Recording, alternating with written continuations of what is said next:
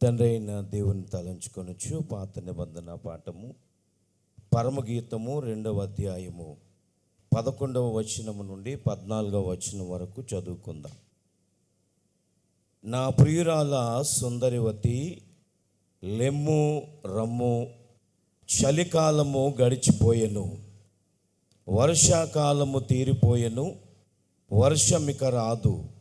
దేశమంతటా పువ్వులు పూసి ఉన్నవి, పిట్టలు కోలాహలము చేయు కాలము వచ్చెను.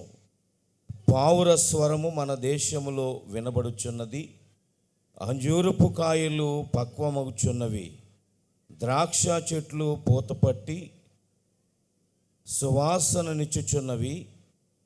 నా ప్రియురాల సుందరవతి లెమ్ము రమ్ము, బండ సందులలో ఎగురు నా పావురమా, పేటు బీటలను ఆశ్రయించు నా పావురమా, నీ స్వరము మధురము, నీ ముఖము మనోహరము.